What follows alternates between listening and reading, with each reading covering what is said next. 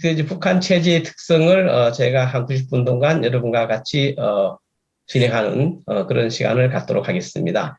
그래서 오늘 권력 구조와 운용, 다음에 키자는 다음 북한 당국자의 특성이에요. 키자는 사람과 노조는 사람은 북한 당국자의 특성을 얘기하고, 다음에 북한을 전반적으로 우리가 이 말이라는 관점에서 북한을 들여다보는 그런 시간을 갖도록 하겠습니다. 다음. 먼저 북한 체제를 권력 구조와 그 권력을 어떻게 운용하는가의 관점에서 한번 들여다보도록 하겠습니다. 여러분 잘 아시다시피 북한은 사회주의 국가입니다. 이 세상에 있는 모든 사회주의 국가의 공통적인 특성은 당 국가 체제라는 거예요. 영어로는 파티 스테이트 시스템 이렇게 얘기하기도 하죠. 이 당 국가 체제라는 것은 원래 이 막스 엥겔스 다음에 레닌으로 이어지는 사회주의 이론에 따르면 국가라는 것은 지배 계급의 자기 이익을 관철하는 수단에 불과하다. 그러므로 국가는 소멸돼야 된다는 것이 기본적으로 그들의 국가관이었습니다. 다시 말하면 사회주의 사회가 도래되면은 국가는 필요 없고 자연적으로 소멸돼야 된다는 것이 사회주의의 국가 이론인 것입니다. 그런데 왜 이 현실 사회주의 국가가 당 국가 체제를 취했냐 하면은 첫 번째는 사회주의 사회가 완전히 도래되기 전까지는 자본가 그룹들이 언제든지 자기의 이익을 관철하기 위해서 어떤 국가기구적인 그런 것을 활용한다. 그래서 그러한 국가기구를 프롤레타리아 계급이 잠정적으로 장악해야 한다. 그래서 사회주의가 완전히 실현되기 전까지는 잠정적으로 국가가 소멸되어야 되지만 국가를 유지해야 하는데 그 국가를 누가 지배하느냐, 누가 운영하느냐, 그것을 바로 이 프롤레타리아 계급이 운영해야 되겠다. 라면서 사회주의 혁명이 이룩되고 난 이후에도 국가를 소멸시키지 않고 국가를 잔존시켰던 것입니다. 또 하나 이 사회주의자들이 국가를 잔존시켰던 이유는 이 세계는 1945년 제2차 세계대전 이후에 전후 국제 질서는 자본주의 진영과 사회주의 진영, 이 두 개의 진영이 서로 대립하고 있었는데 이 세계의 반인 자본주의 진영은 엄연히 자본가들이 자기 이익을 관철하기 위한 국가 체제를 운영하기 있으므로 그 상대방인 사회주의 국가도 어쩔 수 없이 잠정적으로 국가 체제를 운영할 수밖에 없다라는 그러한 명분을 두 가지 이유를 삼아서 사회주의 국가도 사회주의라는 그런 이상과 달리 자기의 이념과 달리 국가를 잠정적으로 유지하면서 그 체제를 당 국가 체제라고 자기를 명명했던 것입니다. 따라서 사회주의 국가의 국가 체제는 이 자유민주주의, 자본주의 국가처럼 대내 고권, 대외적으로 어떤 고권을 가지는 국가라기보다는 국가 위에 당이 서서 당이 국가를 영도하는 그런 체제로 사회주의 국가를 운영했던 겁니다. 이 모든 사회주의 국가의 공통적인 특성이고 북한도 사회주의 국가이기 때문에 이러한 특성을 가지고 있었습니다. 다시 말하면 북한도 사회주의 국가이기 때문에 모든 사회주의 국가가 가지는 공통적인 특성인 당국가 체제, 즉 당이 국가, 그다음에 각종 사회단체를 영도하는 그러니까 이 사회주의 국가에서 이 국가라는 것은 각종 단체와 별반 다름이 없는 그런 당의 영도를 받는 하나의 어떤 그런 조직에 불과한 거예요. 그래서 이 사람들의 전체를 인전대, 트랜스미션 벨트라고 이렇게 얘기하는데 어찌됐든 당이 국가와 군을 영도하는 그러한 체제가 사회주의 체제고 지금 북한도 조선노동당이 조선민주주의 인민공화국 그다음에 각종 단체인 직업총연맹, 사회주의 총연맹, 김일성 청년동맹 등등 또 조선인민군을 영도하는 그러한 체제다. 다시 말하면 북한은 조선노동당이 최고의 어떤 권력을 가진 국가 위에 있는 그런 것이다라고 일단 생각됩니다. 이 북한 같은 경우 이것을 조선노동당 규약과 사회주의 헌법에서 명시하고 있습니다. 여러분 잘 아시는 바처럼 조선노동당 규약은 북한에서는 헌법보다 더 상위에 있는, 더 위에 있는, 우리로 치면 헌법과 같은 그런 최고 규범입니다. 그 조선노동당 규약에 명백하게 조선인민군과 인민정권기관, 인민정권기관이라는 것은 우리로 치면 행정부를 중심으로 한 국가기구, 즉 행정부, 사법부, 입법부 다 치는 거예요. 이 인민정권 그런 국가기구도 당의 영도 밑에 활동하고, 다음에 각종 사회단체들도 당의 영도 밑에 활동한다. 다시 말하면 인민정권기관, 근로단체, 인전대라고 했죠. 이 인전대들이 당의 영도 밑에서 활동해야 된다. 마찬가지로 군도 당의 영도 밑에서 진행해야 된다라고 최고 규범인 조선노동당 규약에서 명시하고 있고, 사회주의 헌법에서도 이것을 적시하고 있습니다. 다음 페이지. 이 당국가 체제를 조금 더 구체적으로 한번 살펴보면은, 사회주의라는 것은 이 프롤레타리아 당, 프롤레타리아 당이 인민 대중을 직접적으로 함께 통치하는 것이 사회주의 이상형입니다. 그런데 아까 얘기했던 제가 두 가지 이유로 당장은 이 국가기구를 소멸시키지 않고 국가기구를 존속시켜서 이 국가기구를 중간에 매개체로 삼아서 당이 인민대중을 통치하는 체제가 현실 사회주의 체제였다는 겁니다. 따라서 이 매개기구를 인전대라고 하는데, 그 매개기구가 크게 두 가지로 나누면, 하나는 국가기구, 우리로 치면은 우리의 행정부, 입법부, 사법부, 기타 등등이 있겠죠. 그런 국가기구에 해당하는 부분이 있고, 하나는 특정한 당의 외곽단체, 말하면 근로단체, 사회단체, 여성단체, 직능단체 같은 것들입니다.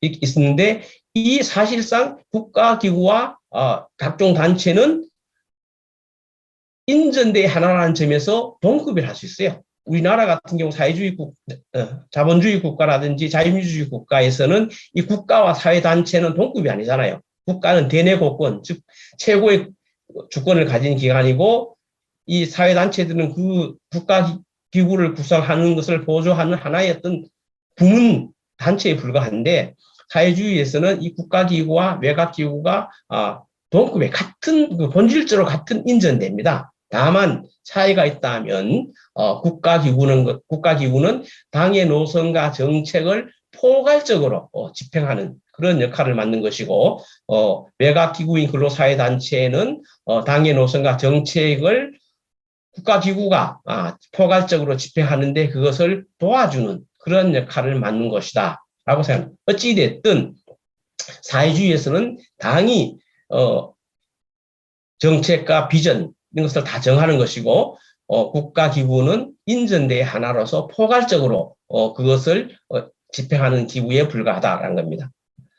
마찬가지로 군도 이 자본주의 국가, 일반 자유민주주의 국가의 군과 본질적으로 다릅니다. 자본주의 국가, 자유민주주의 국가의 군은 국민의 군대 아닙니까? 그죠? 국민의 군대, 국가의 군대입니다. 그래서 대부분의 나라들 그걸 국군이라고 그러죠. 우리나라도 국군이라고 합니다. 근데 이제 일본 같은 경우 국군이라 하지 않고 자위대라고 하는 것은, 일본은 제2차 세계대전을 일으킨 전범 국가이기 때문에 전후 평화헌법에 의해서 국가가 공식적으로 군을 가질 수 없게 됐어요. 그래서 일본은 국가가 군을 가지면 다시 군국주의가 되어서 다른 나라를 침범할 소지가 있기 때문에, 일본은 오로지 전수방위, 오로지 지키는 방어적 목적으로만 무력을 행사할 수 있다. 그래서 일본은 국군이 아니고 자위대라고 합니다. 오로지 그래서 일본은 국가의 국익을 관철하기 위해서 자기의 군대인 자위대를 활용할 수가 없습니다. 지금 일본의 보수 진영이 그 자위대가 일반 다른 나라의 무력처럼 자국의 이익을 위해서 군대를 운영할 수 있는 그런 보통 국가, 즉 전 세계 보통의 자유민주주의 국가, 일반적인 국가가 대부분 국군을 가지고 있고, 국민의 군대, 나라의 군대를 가지고 있고, 그런 국군이 자국의 이익을 관철하기 위해서 무력을 운영할 수 있는 그러한 것이 바로 자유민주 국가의 군대입니다. 그런데 사회주의 국가의 군대는 국가의 군대가 아니고, 즉 당의 군대입니다. 즉 당이 사회주의 혁명을 완성시키는 그 기간 동안 그 사회주의 혁명 이념과 당을 지키는 군대가 바로 당의 군대예요. 그것은 곧 인민의 군대. 가장 좋게 의미하면은 프롤레타리아의 군대입니다. 따라서 북한은 무력을 국가의 군대를 하지 않고 당의 군대, 그래서 북한은 국군이라는 명칭을 쓰지 않고 인민군대, 즉 조선인민군이라는 명칭을 씁니다. 마찬가지로 중국도 마찬가지죠. 인민군이라는 명칭을 씁니다. 이런 사회주의 국가는 국가는 잠정적인 기구이기 때문에 국토방위, 국가를 방위하기 위해서 있는 것이 아니고 당을 방어하고 당을 방위하기 위해서, 적어도 이론적으로는 있기 때문에 국군이 아니고 인민군대라 쓰고, 그 군도 전적으로 당의 노선과 정책의 영도하에 있는 것입니다. 이것이 바로 이제 우리가 사회주의인 북한, 또 기타 모든 사회주의 국가들이 가지고 있는 공통적인 특성이고, 북한도 가지고 있는 특성입니다. 따라서 이 예전에 김정일 시대에 우리가 성군 정치라고 얘기가 많이 되지 않았습니까? 그죠? 이 성군 정치를 잘못 이해해서 이 군이 당을 대신하는 그런 정치가 성군 정치다라고 이렇게 오해했던 적도 있었는데, 그것은 말이 되지가 않죠. 그건 사회주의 이념에 본질적으로 반하는 겁니다. 따라서 이때의 성군 정치라는 것은 국가 기구가 효율성이 많이 뒤떨어졌기 때문에 이 인전대 역할, 군이 혁명 무력, 즉 당을 지키는 군대로 전념하지 못하고 국가 기구나 외곽 기구라 할 인전대 역할을 일부를 담당하는 그러한 어떤 통치의 방식이 바로 성군 정치였다. 이렇게 이해하시면 되겠습니다. 따라서 이 사회주의 국가는 당이 인전대인 국가기구와 외곽기구 및 군대를 영도하는 그러한 통치 형태를 가지고 있기 때문에 이 당과 국가기구, 그다음에 군이 서로 융합되어 있습니다.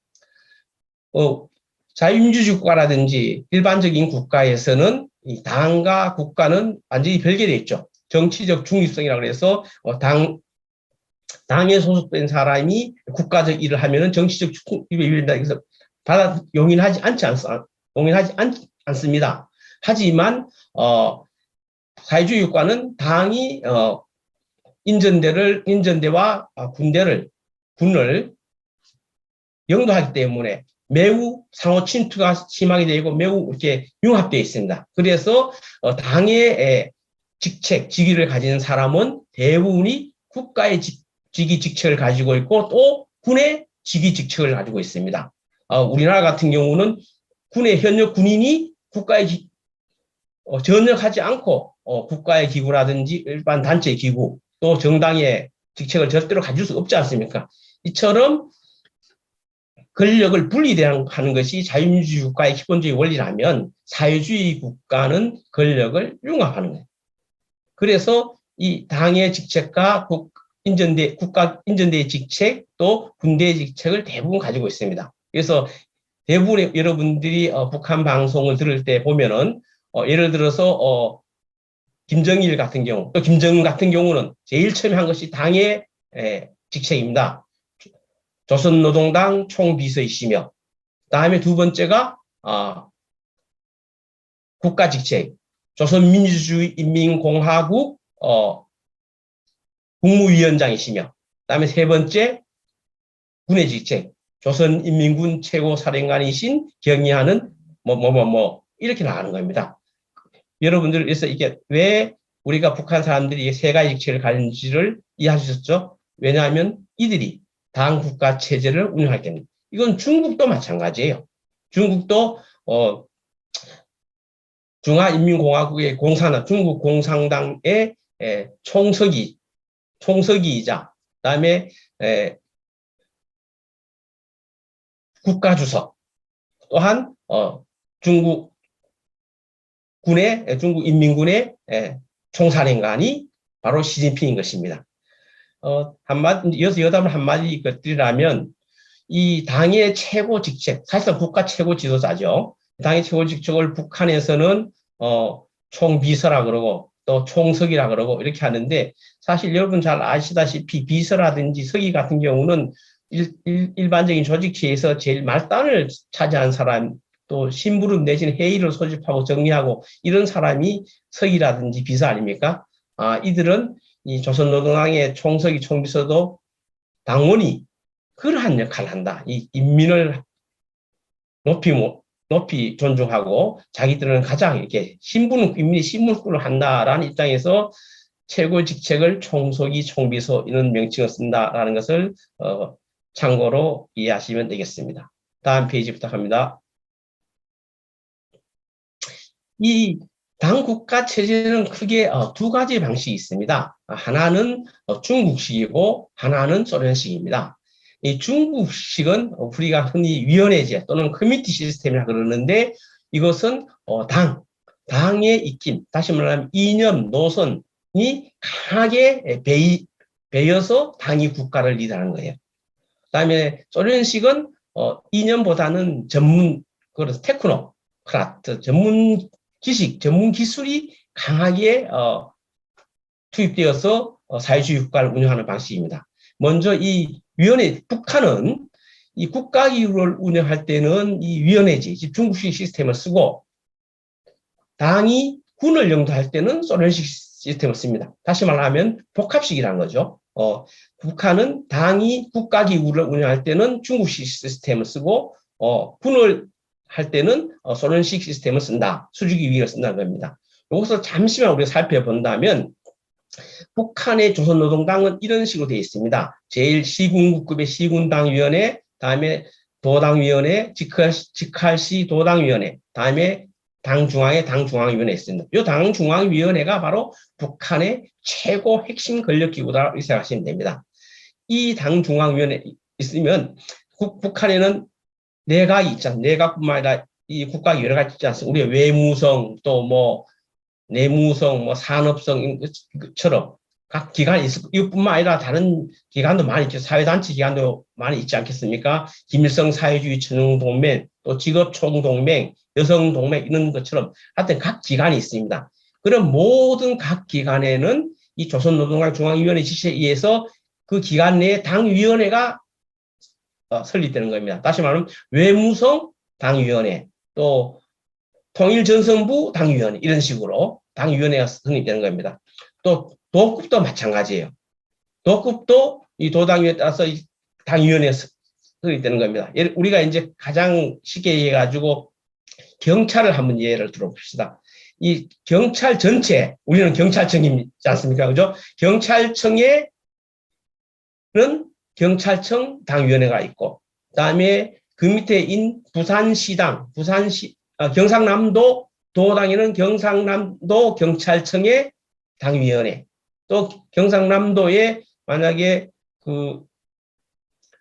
거창군이라고 하면 거창군 당위원회, 거창경찰서 당위원회 이렇게 존재되어 있는 거예요. 거창경찰서가 있고 그 내에 또 당적 지도를 맡는 당위원회가 있고, 그다음에 경상남도 경찰청이 있고 그 경찰청 내에 또 당위원회가 있고, 그다음에 전국 최고의 서울경찰청이 아니고 그냥 경찰청 내에 경찰청 당위원회가 되어 있습니다. 이렇게 되면은 각 급의 당위원회가 자기급의 기관의 당위원회를 이렇게 지휘 감독하고 보고를 받습니다. 이렇게 우리로 치면은 거창경찰서가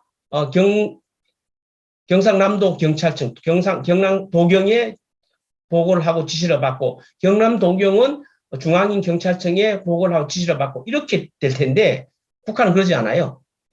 이렇게 자기들 그걸 하지 않고 보고 지시는 그 당위원회를 통해서 다 합니다. 그래서 이렇게 보고 지시를 받고, 이렇게 보고 지시를 받고, 이렇게 보고 지시를 받고, 중요한 것은 시군당이 도당에게, 도당이 당중앙위원회에게 이렇게 되는 겁니다. 다시 말하면 자기 계통으로 지휘 보고 이루어지지 않고 각 급에 있는 당위원회의 조선노동당의 이념과 방침 노선에 따라서 거기에 지시 보고를 받는 거예요. 그러니까 당의 입김이 매우 강하게 작용하는 그런 시스템이 바로 커뮤니티 시스템이고 수평위계라고 중국식 시스템입니다. 물론 중국은 지금은 많이 바뀌어졌죠. 사실상 이런 체제를 북한은 국가기구를 운영하는데 작용하고 사용하고 있습니다.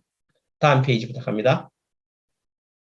다음은 국가기구는 다 이 커뮤니티 시스템을 쓰는 대신에 이 군, 조선노동당이 조선인민군을 영도할 때는 이 소련식인 수직위계, 즉 미니스트리 시스템을 사용합니다. 이 얘기는 뭐냐 하면은 여기 이제 당의 기구가 있고 여기가 이제 군의 기구가 있지 않습니까? 그죠? 그러면 이론적으로 따지면 당의 이념이 강하게 배이면 이 조선인민군 당위원회, 조선인민군 육군단 당위원회, 조선인민군 14단 당위원회 이렇게 해가지고 각 급의 당이 영향을 미쳐야 되는데 군은 이렇게 하지 않고 이 최고위 레벨에서만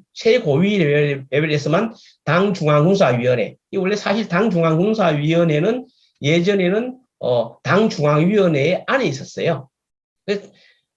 당이 최고의 권력기관이기 때문에 사실상 사회주의 국가에도 당중앙군사위원회가 당중앙위원회에서 분리되지 않는 것이 이론적으로는 맞습니다. 그런데 이제 군사적인 역할이 워낙 중요하다 보니까 북한 같은 경우는 당중앙군사위원회가 당중앙위원회에 분리되어 있고, 그래서 예전에는 북한도 물론 분리되어 있지 않았습니다. 그래서 김일성 시대에는 분리되지 않았기 때문에 소련이나 중국처럼 분리되지 않았기 때문에 김일성 시대에는 김일성이 총비서를 하기 전에는 당중앙위원장을 했죠. 그런데 이제 김정일 시대 때 당중앙군사위원회가 당중앙위원회에서 분리됨으로 해서 나중에 김정은이 됐을 때는 당중앙위원장이라는 명칭을 사용할 수가 없어요. 왜냐하면 당중앙위원장 하면은 당중앙군사위원회 위원장은 되지 않기 때문에. 그래서 김정은이 할아버지를 본받으려고 했지만 명칭에서는 당중앙위원장이라는 명칭을 사용하지 못하고 당위원장이라는 명칭을 지난번 7차 당대회 때 사용했던 겁니다. 근데 8차 당대에서는 다시 돌아와가지고 총비서로 돌아왔습니다만 어찌됐든 당중앙군사위원회가 이 조선인민군 내의 당위원회를 하지 않고 이 집행기관이 총정치국만 운영합니다. 그리고 이 총정치국만 운영하고 마찬가지로 군단급에서도 당위원회 대신에 집행기관인 정치부, 사단급은 그 아래 정치위원 이렇게 운영하고 각급 당에서 지휘보고하는 것이 아니라 이 총친국 내에서 이렇게 하는 거예요. 아까 경찰청 예를 들면 똑같이 경찰청이 도경에게, 도경이 시군 경찰청에게 이렇게 지휘하고 보고하는 이게 보통 우리 자본주의 국가, 자유민주 국가 일반적인 방식이죠. 다만 이것의 차이는 뭐냐 하면은 이 최고부는 우리는 경찰청은 경찰청이 책임을 주고 대통령이 책임을 이렇게 하는 건 그게 아니고 이 최고 기관은 반드시 당중앙위원회, 당중앙군사위원회의 지휘보고 체계를 받는다는 겁니다. 그래서 여기에는 있지만 기본적으로는 이렇게 전문적인 그 분야의 어떤 전문성, 독립성 등에서 이렇게 지휘보고 체계가 이루어지도록 되어 있고 북한도 군은 이 방식으로 영도를 하는 겁니다. 그래서 북한에서는 총정치국장이 매우 군에서 막강한 파워를 가지고 있는 겁니다. 이처럼 다시 한번 요약하면 북한은 사회주의 국가이므로 사회주의 국가의 공통적 특성인 당국가 체제를 운영하고 있는데 그 당국가 체제를 국가기구는 위원회제, 그다음에 군은 성제로 영도한다라고 이해하시면 되겠습니다. 다음 페이지요. 다음 북한은 사회주의 국가의 이런 당국가 체제의 공통적인 특성을 가지고 있는데 북한이 다른 사회주의 국가, 소련이라든지 중국이라든지 쿠바라든지 베트남이라든지 본질적으로 다른 측면이 뭐냐 하면 다른 사회주의 국가가 가지지 않은 이 수령을 가지고 있다는 거예요. 수령을 가지고 있다는 겁니다. 수령. 그러니까 위대한 수령. 지금은 이 위대한 수령을 가지고 있다는 것이 북한은 사회주의 국가이면서 사회주의 국가가 아닌, 다시 말하면 다른 보편적인 사회주의 국가와는 다른 독특한 특성을 가지고 있습니다. 그래서 이 수령제야말로 북한 사회주의 국가의 독특한 특성, 북한 체제의 독특한 특성이라고 알 수 있습니다. 원래 이 사회주의 국가에서 이 수령이라는 용어를 처음 사용했던 것은 엥겔스였습니다.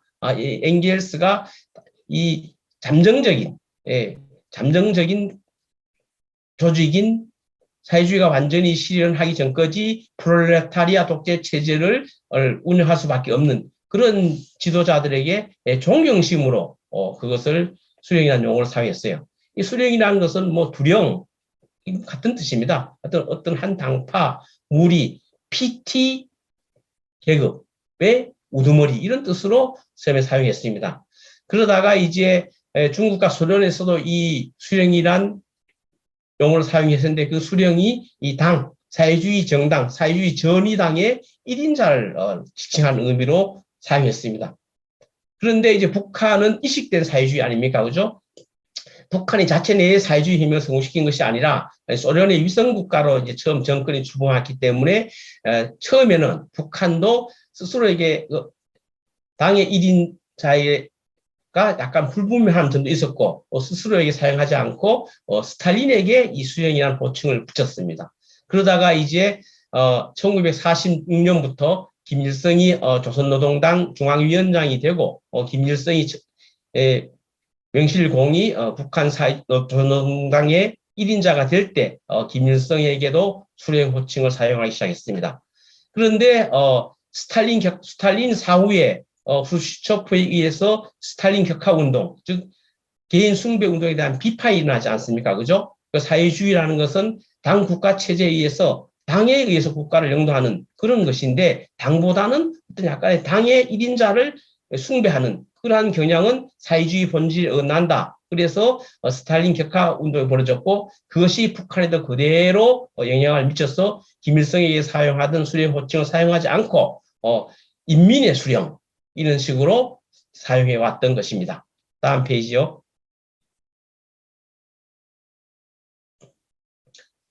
그러다가 북한 정치사에 있어서 1967년은 매우 중요한 해입니다. 1967년은 왜냐하면 1967년을 기점으로 해서 그 이전까지 1945년 이후 1967년까지는 북한 사회주의 체제가 일반적인 당국가 체제로 운영되는 그런 사회주의 국가였다가 1967년을 기점으로 해서 개인 숭배가 굉장히 강화되고 유일 사상, 그다음에 유일 지도 체제가 북한 체제를 운영하는 그래서 나중에 수령제로 가는 그런 아까 우리 박강원 교수님 표현대로 변곡점을 맞은 해가 바로 1967년입니다.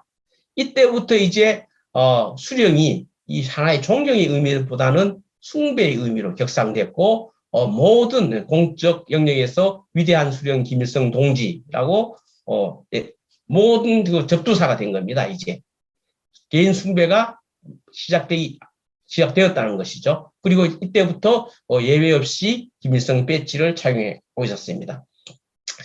우스갯소리로 하면은 북한에서는 이 개구리도 배지를 달고 있어야 된다고 그래요. 반드시 배지를 달고 있어야 됩니다. 그리고 이제 점점 더 김정일이 이 김일성의 어떤 숭배 작업에 전면에 나서서 뒤에서 전면에 나서 지휘하게 되면서 북한이 이제 유일 사상, 그다음에 유일 영도 체계를 완전히 완성하는 쪽으로 갑니다. 따라서 이때부터는 이 수령의 사회주의, 막스 엥겔스 이론 뭐 이런 것들보다는 이 김일성 수령의 혁명사, 김일성 사상이 온 사회를 지배하는 그리고 당 국가체에서 당이 국가를 영도하는 것에 더 나아가서 김일성 수령이 이 당과 국가 전체를 영도하는 이런 식으로 유일 사상 체계와 유일 영도 체계가 심화되고 그때부터는 이제 수령이 하나의 뭐 호칭이 아니라 사회 국가의 제도로 전환되는 겁니다. 따라서 지금 북한에서 우리가 수령할 때 그 수령은 특출한 개인이라든지 인민대중의 한 구성원이 아니고 하나의 제도, 사회주의 제도, 당국가 체제 하나의 제도라고 생각하시면 됩니다. 지금은 그래서 북한은 수령제 국가예요. 북한은 한 측면에서는 사회주의 국가지만 그것 못지않게 또 그 이상으로 수령제 국가의 특성을 가지고 있습니다. 두 개를 합쳐서 수령제 사회주의 국가 이렇게 해도 되겠습니다만 어찌됐든 이제 수령제가 북한에서는 하나의 제도로서 국가 체제로서 자리를 잡은 것입니다. 따라서 이제는 사회주의 국가의 일반적 특성인 당의 영도가 지금도 여전히 작용하고 있지만 그 이상으로 수령의 영도가 작용하고 있다. 따라서 이 당과 인전대를 통해서 당이 인민대중을 이렇게 지도하는 그런 국가에서 수령이 당과 인전대를 통해서 인민대중을 통치하는 그런 특성이 당의 영도보다 더 강하게 배어 있는 것이 바로 북한 사회주의 정권이라고 할 수가 있습니다. 그래서 이 북한은 이제는 사회주의 국가라기 단순한 사회주의 국가라고 얘기할 수는 없고 방금 제도 얘기했듯이 이제는 수령제 사회주의 국가다라고 이렇게 하는 것이 북한 체제의 특성을 가장 정확하게 표현한 것이 아닌가 저는 이렇게 생각합니다. 다음 페이지요. 그럼 하나의 제도가 된 북한, 하나의 제도가 된 수령제인 북한에서 수령은 어떠한 그 특징을 가지고 있냐 하면은 북한은 이 수령제 국가, 수령제 국가를 뭐로 자기들이 이렇게 설명하냐 하면은 수령과 당, 인민대중이 하나로 통일된 결합체, 하나의 공동 운명체를 이루는 국가가 바로 수령제 국가다. 그래서 이걸 자기네들은 우리식 사회주의라고 그러죠. 다른 사회주의과 다른 수령과 당, 그다음에 인민대중이 하나의 공동 운명체를 이루는 사회주의가 바로 북한이요. 그런 북한 사회주의는 다른 소련이나 중국의 그런 사회주의와는 다르다. 그래서 북한이 말하는 우리식 사회주의라고 합니다. 따라서 이때의 수령은 너무나 지금은 제도적으로 철저히 혁명적 수령관에 의해서 일원화되고 깊숙이 침투되어 있기 때문에 수령은 절대주의입니다. 수령은 모든 것을 다 알고 전능할 수 없는 것이 없고 그다음에 절대로 오류를 범하지 않고 결점도 하나도 없는 그러한 것이 바로 수령이다 라는 것입니다. 그래서 수령에 관한 한 무조건 믿고 따르고 실천해야 하는 것이 바로 북한에서 수령제 국가에서 인민대중 당이 취할 수 있는 바람직한 태도라는 겁니다. 또한 이 수령의 권한은 그 누구에 의해서도 침해될 수 없다는 겁니다. 또한 수령의 권한은 그 누구와도 나누어 가질 수 없다는 거예요. 또 수령의 권한은 그 누구가 대신할 수 없다는 것입니다. 오로지 수령의 위협을 계승한 후계자, 즉 백두혈통이죠. 후계자만이 수령의 권한을 같이 할 수 있다는 거예요. 이것이 바로 이 김정일이 김일성 시대 때 혁명장 수령관에서 이 수령의 후계구도, 이 후계자의 이것을 이론하고 정식했습니다. 그래서 혹시 여러분 기억할 수 있을지 모르겠지만 김정일이 사망했을 때 그 추도사를 김영남이 했었는데 김영남이 김정일의 제1업적을 뭐로 들었냐 하면은 수령의 위협을 계승하는 그 후계 체제를 정리했다는 것을 김정일의 업적 제1로 들은 겁니다. 그 이후로 이제 계속 이어져가지고 김정은으로 이어졌는데 어찌됐든 이 수령은 이러한 수령 절대주의에 따라서 그 누구도 이것을 대행할 수 없고 대신할 수 없고 오로지 백두혈통만이 할 수 있다라는 겁니다. 이건 전통 사회주의 입장에서 보면 정말 얼토당토하지 않는 그런 이론이죠. 어찌됐든 북한은 현재 이것이 굉장히 강력하게 사회 내에 뿌리박고 있고 이 점이 바로 북한 사회주의가 다른 사회주의 국가 또 많은 전문가들이 북한을 정확하게 읽고 북한의 행동을 예측하기를 매우 어렵게 만드는 그러한 요인으로 작용하고 있습니다.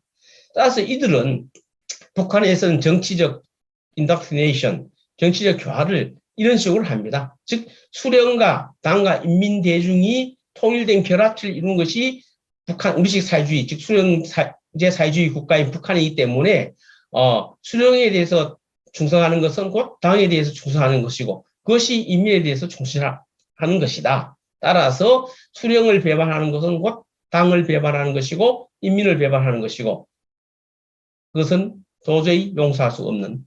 그래서 심지어 수령질서, 옹의정신, 총폭탄 이런 것이 여러분들이 신문에 북한 화면을 볼 때 우리가 볼 수 있는 그런 것입니다. 다시 한번 요약하면은 북한은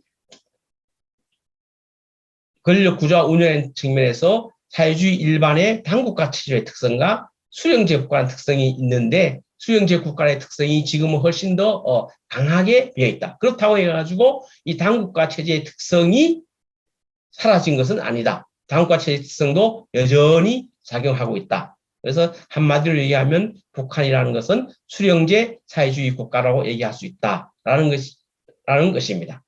다음 페이지요. 다음에는 우리가 북한 사람과 접했을 때 이 북한의 당국자, 당에서 일하는 사람, 국가에서 일하는 사람, 또 단체에서 일하는 사람, 군에서 일하는 사람, 이런 사람들이 우리가 그 특성을 보면서 북한 체제의 특성을 이해하는 그런 걸 나눠보도록 하겠습니다. 아까도 얘기했듯이 당이 국가기구를 영도할 때는 위원회제랍니다. 그래서 북한의 모든 기관에는 당위위원회가 있습니다. 그 당위위원회가 있는데 이 당위위원회에 소속되어 있는 사람 중에서도 인사, 그 기관의 인사죠. 인사와 조직, 그다음에 선정과 교화, 정보, 감시, 통제 업무를 담당하고 실제적인 일을 하지 않는 그러한 사람들이 있습니다. 그러한 사람들이 바로 키 잡는 사람입니다. 이 키 잡는 사람, 노 잡는 사람은 모택동이 처음으로 얘기했다는 거예요. 모택동이 사회주의 혁명의 노선과 정책, 방향을 정한 사람이 키 잡는 사람이고 그것을 현실화하는 사람이 노 잡는 사람이다라고 했고 김일성도 본인 스스로 키 잡는 사람, 노 잡는 사람 이걸 얘기 많이 했었습니다. 김정일에 있을 때 키 잡는 사람, 노 잡는 사람 이렇게 얘기하지 않고 자기는 당무, 그다음에 군무, 군사 일을 하고 행정일, 경제일은 알아서 해야지. 왜 내가 그런 것까지 할 수 있느냐라고 이 키 잡는 사람과 노 잡는 사람을 나름대로 분류한 적이 있습니다. 어찌됐든 이 북한은 이 키 잡는 사람과 노 잡는 사람, 특히 북한을 이끌어가는 핵심은 바로 이 키 잡는 사람들입니다. 이 키 잡는 사람들이 실제 일은 하지 않고 이 당위원회에 소속되어서 인사, 조직, 선정교와 정보, 감시, 통제 업무를 주로 담당하고 북한 사회주의, 수령제 사회주의 국가를 유지하는 핵심 인력들이다 생각하면 됩니다. 이걸 조금 더 범위를 높이면 당일군, 즉 홍전 할 때 당일 이념을 담당하고 실무를 담당하는데 이렇게 중국식으로 나누는데 북한 이것보다도 훨씬 더 강합니다. 이 키 잡는 사람의 역할과 이 권한이. 그래서 그대로 키 잡는 사람으로 이해하시면 되겠습니다. 이 키 잡는 사람은 이 당의 전문 부서를 중심으로 컨소시엄 형태로 구성해요. 예를 들면은 북한의 문화재청이 있다고 합시다. 그럼 북한의 문화재청이 있으면 문화와 관련되는 것이니까 이 키 잡는 사람의 당위원회를 어떻게 구성하냐 하면은 북한의 선전선동부에 소속된 키 잡는 사람이 중심이 되어서 문화재청의 당위원회를 구성하고 거기다가 이 사람들만 구성하는 것이 아니라 인사 조직을 담당한 조직 지도부에서도 사람이 나오고 그다음에 정보 감시 통일을 담당하는 보유부라든지 인민보안성이나 이런 사람이 나와서 이런 식으로 컨소시엄 형태로 이것을 구성하는 겁니다. 그리고 이런 키 잡는 사람들은 이 대외적으로 우리와 접촉할 때라든지 다른 외국과 접촉할 때 항상 제일 앞에 부자 문자 써놔요. 예를 들어서 부총국장, 그다음에 부상 이런 식으로 앞에 우리로 치면은 우리는 기관장이 최고고 이 부는 조금 여러 가지 면에서 좀 떨어지지 않습니까? 그죠? 근데 북한은 다 그런 건 아닙니다만은 이 키 잡는 사람이 대외적으로는 자기의 신분을 숨기기 위해서 이 부자 명함을 달고 많이 나옵니다. 그래서 부수상 이런 것도 마찬가지입니다. 다음에 또 참사라는 이렇게 명칭을 많이 달고 나옵니다. 내각 참사라든지 이 참사는 우리로 치면은 차관보 할 때 그 보에 해당 그런 건데 그런 식으로 또 그 밑에 실무자들은 그 밑에 직책이 낮은 사람들은 안내원 우리가 북한을 방문하든지 남북 회담을 하든지 이럴 때 안내원으로 나옵니다. 그런데 우리가 이 키지 않는 사람을 알 수가 있어요. 여러분이 북한과 접촉하거나 어디 가든. 왜냐하면 이 사람들이 자기가 키지 않는 사람이고 키지 않는 사람은 북한을 에서 가장 핵심적인 사람이기 때문에 그것을 뽐내고 싶으니까 어떤 식으로든지 어떤 방법든지 자기의 신분을 드러냅니다. 그래서 우리가 사실 절대로 드러내지 않기 위해서 부자를 붙이고 참사 타이틀을 가져오고 안내원을 자칭하는데 이들도 인간인지라 이렇게 드러냅니다. 이 키지 않는 사람들은 북한 당국자들이 대외 우리 남쪽도 마찬가지입니다만은 이 접촉에는 반드시 배석합니다. 반드시 이 키지 않는 사람 없이 북한이 외국과 또 남쪽과 이렇게 접촉하는 경우는 없어요. 이 사람들은 반드시 배석합니다. 다음에 이 사람들은 우리 남쪽 어떤 회의라든지 회담이 끝나고 남쪽 사람들이 올려서 밥을 먹거나 아니면 뭐 간단하게 음주를 할 때도 스스럼 없이 어울립니다. 그리고 이 사람들은 이 대외 소식, 북한의 정보가 다 차단되어 있지만 대외 소식 이런 것들이 자기들 키지 않는 사람들이 남들 어떤 스크랩을 한 그걸 통해 가지고 정통합니다. 그래서 이 사람들이 남쪽 소식에 우리보다도 더 정통할 때가 많아요. 우리가 잘 모르는 이런 것들도 구석에 있는 그런 정보들도 아는 경우가 굉장히 많습니다. 그래서 이 키지 않는 사람들이 또 왜 우리한테 중요하냐 하면은 북한과 무슨 남북관계 어떤 경협 사업을 한다든지 아니면 회담을 한다든지 기타 등등 어떤 사업을 할 때 서로 간에 어떤 갈등 대립, 의견 충돌이 있어가지고 문제가 강 막혀 있을 때 이 키지 않는 사람을 통해서 문제를 해결하는 그렇게 해야 문제가 해결됩니다. 왜냐하면 이들이 북한의 핵심이기 때문에. 그래서 이 컨택 포인트로서 매우 중요한 사람들이 바로 북한에 키지 않는 사람입니다. 근데 제가 이 북한에 키지 않는 사람과 이 저쪽하고 이렇게 같이 일을 하면서 제 느낌을 잠시 얘기해 본다면, 이건 제 느낌이니까 여러 가지로 맞다 이렇게 할 수는 없는 겁니다. 제 느낌인데 이 사람들이 일하는 방식이 전반적으로 힘이 있어서 그런지보다는 그런 것으로 보입니다만은 이 설득하기보다는 일방적으로 통보하는 그냥 알려주는 그런 식으로 많이 하고, 그다음에 그 북한 내부 사람들, 북한 주민이나 인민 대중한테는 그 사람들한테 가급적인 북한에 대해서 얘기하지 않도록 하는 그런 쪽으로 굉장히 신경을 쓰는 것 같고, 그다음에 이 북한에 가장 권력이 있고, 그다음에 북한에서 가장 핵심적인 사람이면 북한을 어떻게 발전시키고, 북한 주민들이 어떻게 삶의 질을 향상시키고 이런데 관심을 가져야 하는 것이 가장 바람직한데, 그런 것보다는 자기 어떤 사익에 상당히 자기 사익도 굉장히 중요시하는 사람이니까 다 그렇겠습니다만은 그러한 성향을 많이 보았습니다.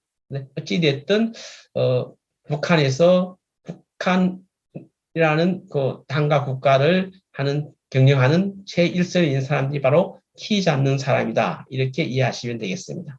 다음 페이지요. 다음에는 노젓는 사람입니다.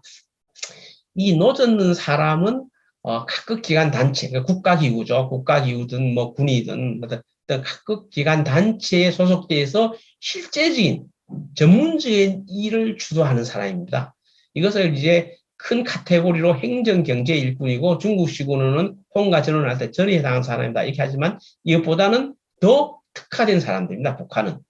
이 북한의 이 노젓는 사람들은 몇 가지 특성이 있는데 일단 오랫동안 근무합니다. 거의 정년이 없을 정도로 우리는 60세 정년 뭐 이렇게 하지만 거의 70, 하여튼 자기의 근력이 다 하늘 때까지 근무하는 것 같아요. 또 은퇴를 한 이후에도 고문 이런 거를 비슷하게 해서 계속 남아서 일을 하는 경우가 많았습니다. 그다음에 이들은 오로지 자기의 전문성, 실력으로 승부하는 그런 마인드가 굉장히 강한 것 같아요. 그래서 이 사람들은 상당히 전문성을 보유하고 있습니다. 그래서 이 사람들은 예를 들어서 우리나라 A 기업이 있다 그러면 A 기업을 연구한 사람은 거의 30년 동안 처음부터 끝까지 북한의 대학을 졸업하면 조동이라 그래가지고 이 무리 배치를 하지 않습니까? 그죠? 그러면 어느 한 기관에 배치되면은 우리처럼 이렇게 옮기는 경우는 거의 없고, 그 기관에서 계속 같은 일을 하게 됩니다. 그래서 우리 A 기업을 뭐 3, 40년 동안 계속 연구하는 그런 사람도 있고 그렇습니다. 그러니까 상당한 전문성을 가지고 있습니다. 그리고 이 노젓는 사람이 가지고 있는 업무 영역에 관한 한 아무리 힘이 센 키 작는 사람도 그 업무에 대해서 간섭을 하지 않는 것이 불문율인 것 같아요. 제가 이제 보니까. 이 사람들이 간섭을 하지 못합니다. 다시 말하면 그 키 작는 사람, 북한의 핵심 권력을 가진 사람도 키 작는 사람도 이 업무에 관한 한 이 노젓는 사람의 능력을 신뢰하고 권위를 인정하는 그러한 것이 그런 문화가 나름대로 형성되어 있는 것으로 보입니다. 이 키 작는 사람과 노젓는 사람은 이 불가근 불가원의 관계예요.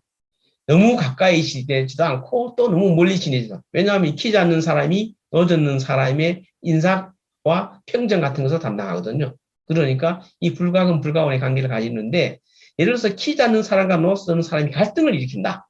그러면 예전에는 이 키 작은 사람들이 압도적으로 유리했다고 합니다. 근데 지금은 키 작은 그런 충돌이 발생해가지고 문제가 되면은 당연히 노젓는 사람도 여러 가지 불이익을 받지만 키 작은 사람도 노젓는 사람 못지않게 불이익을 받는다는 거예요. 그래서 함부로 키 작은 사람이 노젓는 사람을 간섭하고 이렇게 하는 것이 굉장히 위험한. 왜냐하면 자기도 위험을 무릅써야 하기 때문에 그러한 사회가 지금의 북한 사회다라고 생각하시면 되겠습니다.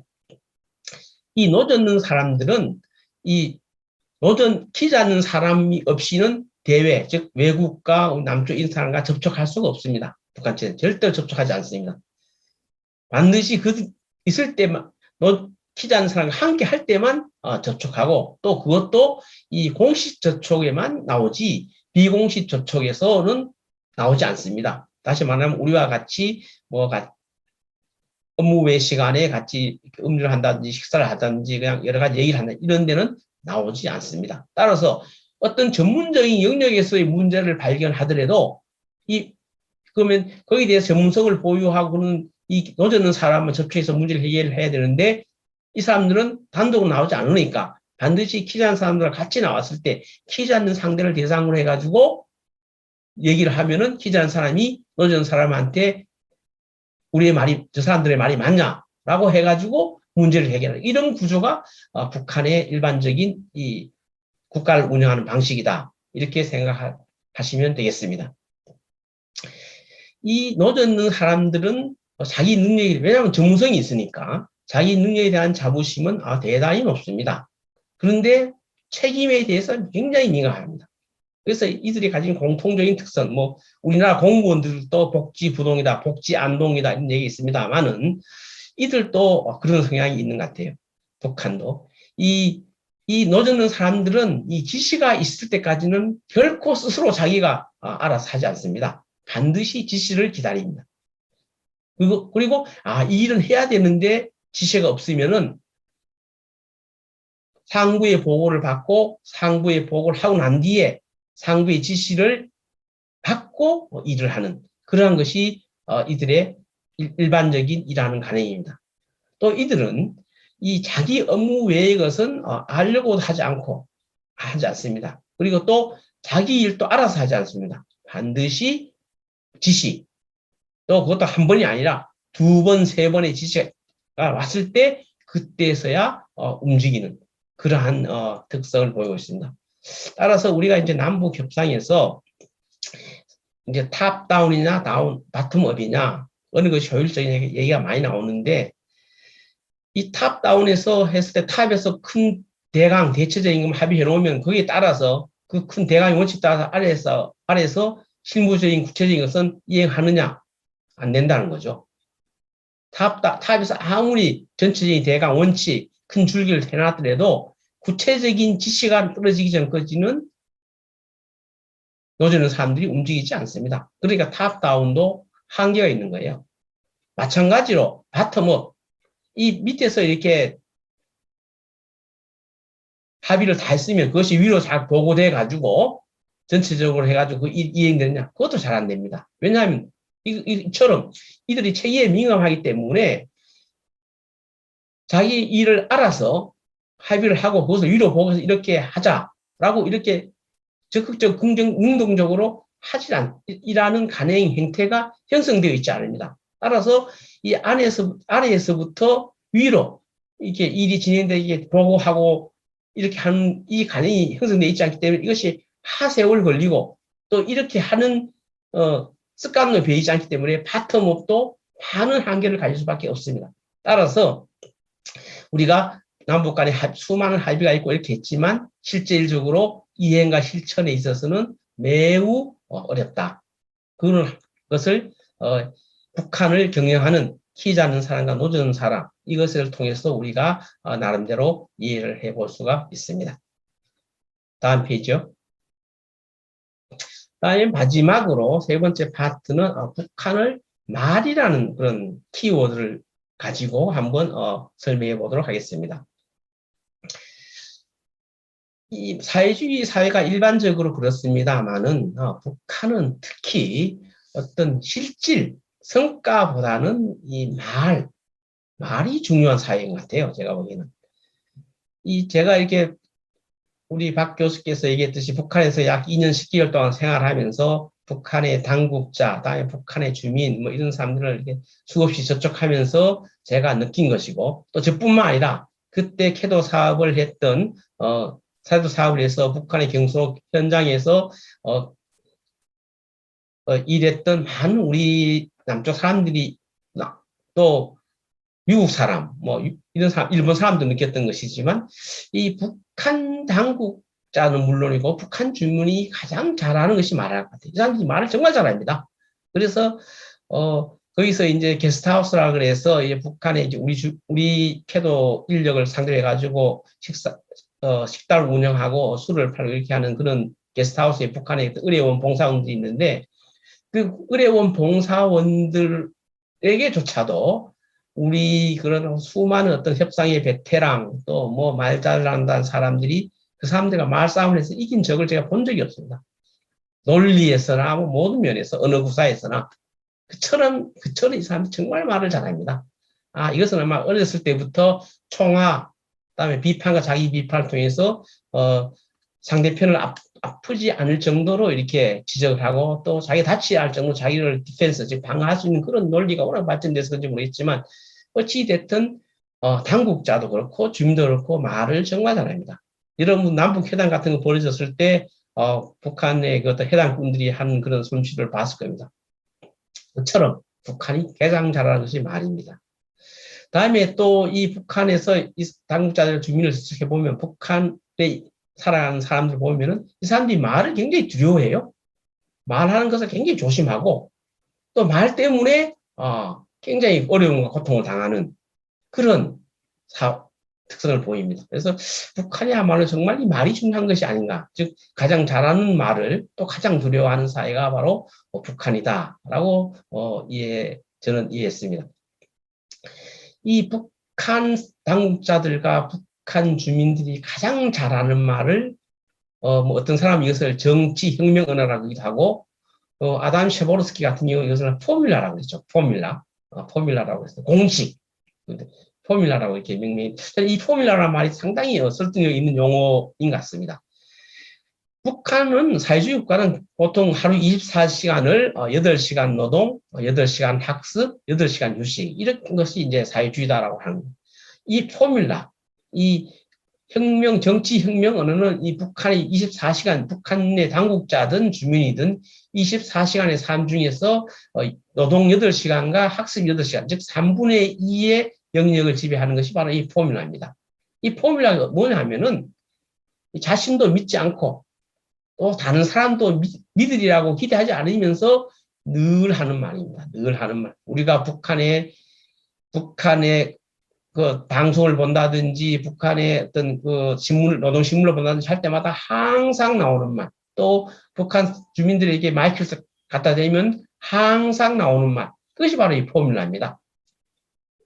북한 체제에 관한 것이라든지 북한의 어떤 최고 전임인 백두혈통에 관한 것이라든지 끊임없는 충성 표시.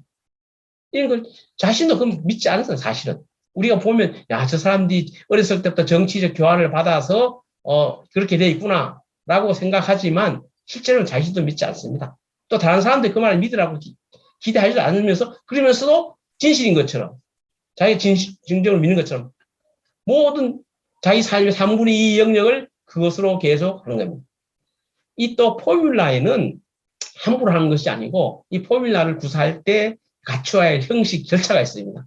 이 포뮬라를 구사할 때 보통의 북한 사람들이 일단 심호흡을 하고, 이 비장미를 보이고, 또 이 체제 조정과 관련되는 것이 나올 때는 글자에는 볼드 처리를 하고, 이래서 얘기를 쭉 진행하다가 김일성, 김정인, 김정은에 관한 것을 언급해야 될 때는 벌떡 일어서서 위대한 수령 김정은 총비서께서 하고 난 뒤 앉아서 이제 나머지 일이죠. 이런 식으로 일종의 의식, 하나의 어떤 우리가 제사를 지내거나 무슨 세레모니를 하거나 이런 지켜야 할 형식, 의식이, 다시 말해 이 포뮬라는 하나의 의식이 돼요. 북한 사회에서는.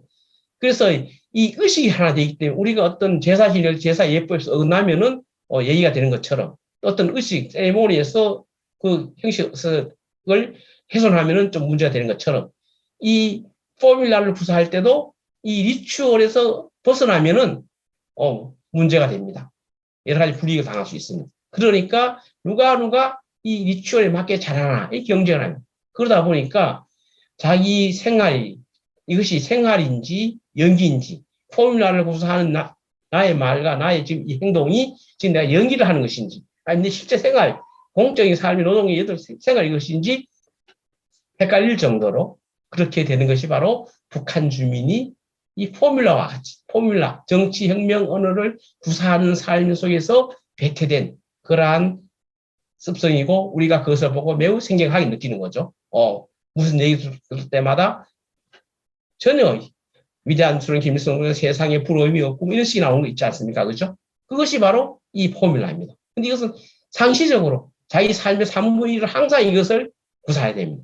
그래서 냉정히 따지면은 모두가 거짓말하는 거예요. 모두가 자연스럽게 아무런 죄의식을 느끼지 않고 그러니까 이것이 북한 주민 당국자들에게 미친 어떤 나쁜 영향이랄까 이것을 보면은 이 사람들이 이 거짓말을 하는데 왜냐하면 평상시에 포뮬라를 구사하면서 이 캐주얼하게 거짓말을 했으므로 이 거짓말에 대한 어떤 그런 부끄러움 그걸 하면 안 된다라는 그런 자의식이라는 강한 그 도덕감이 상당히 많이 묽어진 게 아닌가, 희석된 게 아닌가 하는 이런 의구심을 북한 사람들, 북한 당국자, 북한 주민들과 접촉하면서 또 북한 당국이 가진, 북한 주민과 북한 사람들이 가지는 하나의 특성이다라고 그것이 북한을 지배하는 포뮬라의 말이 북한을 지배하는 것이다 이런 겁니다. 그래서 어떤 사람들 이 포뮬라를 하는 이 연기인지 생활인지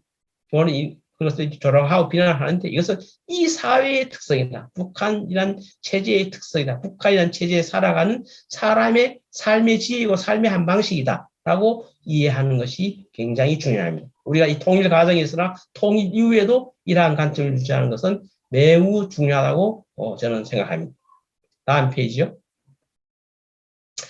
다음에 이 가장 잘하는 말이 말인데 또 가장 두려워하는 것도 말이에요. 이 가장 두려워하는 말을 보통 일상 언어 이렇게 얘기하기도 합니다만은 아까 얘기했던 그 아단 셰보로스키는 이건 프레시 워드라고 했어요. 신선한 말이라는 거죠. 신선한 말. 이 신선한이라는 말은 사실 조금 어폐가 있는데 어찌됐든 이 프레시 워드는 24시간 중에서 사적인 삶, 즉 휴식 8시간을 할 때 지배하는 그런 말입니다. 이 말은 프레시라 신선하다는 얘기가 있지만 실제적으로 이 말이 뭐냐 하면은 그냥 세상 돌아가는 얘기예요. 세상 돌아가는 얘기. 그냥 일반적으로 있는 얘기. 일상적으로 우리가 하는 얘기. 뭐 남쪽은 자산하더라. 뭐 남쪽 사람들은 전부 다 뭐 개인적으로 차를 가지고 있다더라. 뭐 미국 사람들은 인터넷 하고 이렇게 한다더라. 뭐 세계는 지금 인공위성이 날아간다더라. 뭐 이런 것들입니다. 이 세상 돌아가는 얘기고. 근데 북한이 아무리 정보를 통제하고 인터넷을 막 이렇게 해도 묘하게도 이 어떤 방법을 통해서 그런지 모르겠지만 북한 당국자 주민 모두가 이 세상 돌아가는 얘기를 대부분 알고 있습니다. 근데 이 일상적인 이 플래시 워드는 그러니까 실제적으로 누구나가 다 거의 대부분이 알고 있기 때문에 굳이 말을 하지 않아도 돼요. 왜냐하면 이신전심은 다 알고 있는 말이니까. 남쪽 사람들이 어떻게 자유롭게 살고 있고, 또 북한이 지금 어려움을 겪고 있고, 세상이 부러움 없는 나라가 우리나라가 아니고 다 알고 있어요. 아무리 포뮬라로 그래서 얘기한다 하더라도. 그렇지만 이 일상 언어 플래시 워드를 남쪽 사람들 또 세상 돌아가는 얘기를 자기들이 일상 휴식의 사적 삶에서는 하고 싶어서 못 견디면 하게 됩니다. 근데 일상생활에서 하는 데는 이것이 캐치가만 되지 않으면 큰 문제가 없어요. 그리고 만연하게 하고 있고. 하지만 이 프레시와 일상 언어를 이 공적인 영역에서 예를 들어서 노동 시간에, 학습 시간에, 또 공개장 장소에서 이렇게 하면 이것이 큰 문제가 됩니다. 가장 두려운 말이 되는 일상 언어가. 일상 언어가 가장 자기의 불이익을 갖다 줄 수 있는 말이 되는 거예요. 그래서 다시 말하면 이 공공연히 하면 매우 위험한 말이 바로 이 프레시 워드입니다. 사실 이 프레시 워드 일상 언어는 이 내용 자체가 그렇게 중요하지 않아요.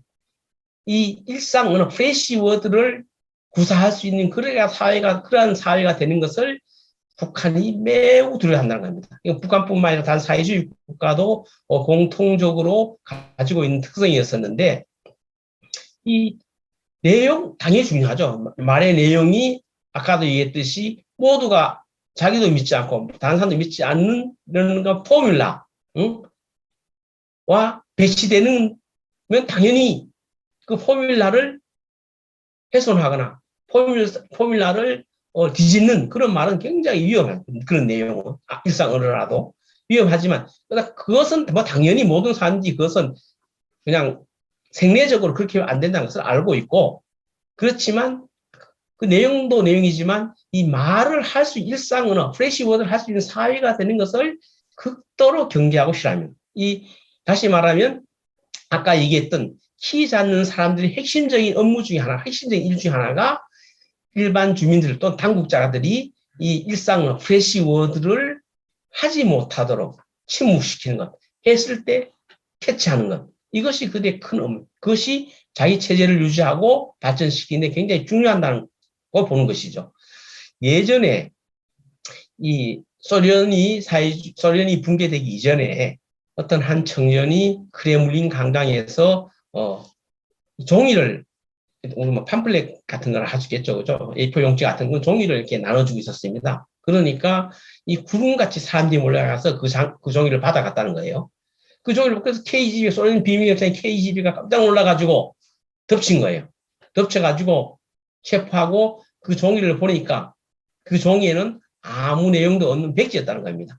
그런데 그 종이를 배포했던 그 청년을 엄청난 그런 벌을 가했다는 거예요.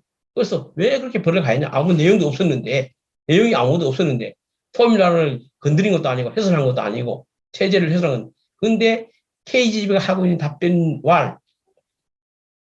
그 내용이 문제가 아니라 그런 공개된 장소에서 공공연히 그 종이를 배포하는 그런 행위가 되는 인정되는 그러한 사회가 소련이 그런 사회가 되는 것이 곧 소련 사회주의 체제의 위협이고 위협요인이다라고 그 사람들 봤다는 거예요.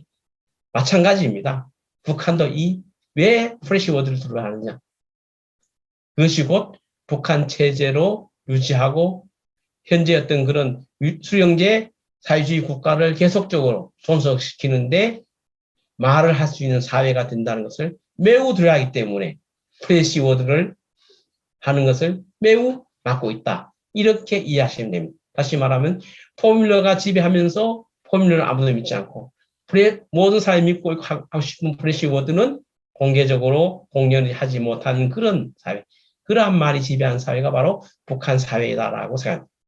어떻게 보면은 이 북한 아까도 얘기했듯이 말로 다 쓰는 체제예요. 사실 따져보면은 아침에 틀자마자 북한의 포뮬러가 나오고 또 집에 잠들기 전에 프레시 워드로 몇 번 하고 이렇게 하는 것이 지금 말로 다 쓰는 체제인데 실질적으로 북한 경제가 발전됐다든지 이런 건 사실 거의 없지 않습니까? 그죠? 성과보다는 이 말이 일상적으로 살아가면서도 이 말이 그 사람의 어떤 진로에 굉장히 중요한 그런 다스리는 체제가 이 말을, 이 프레시 워드를 가장 두려워하는 것은 정말로 조금 아이러니다라고 얘기할 수 있습니다. 근데 묘한 것은 이 북한 당국자, 이 북한 당국자들도 우리가 이제 회담이라든지 여러 가지 경우에 이제 북한 당국자 경우는 주로 이제 북한에서 어떤 그런 키자한 사람이가 오주는 사람의 역할을 한 사람이죠. 이 사람들도 만났을 때는 무슨 회담 시작하거나 행할 때 이 포뮬라로 도배를 합니다. 우리 굉장히 듣기 싫어하죠, 사실은. 이해를 해야 하는데.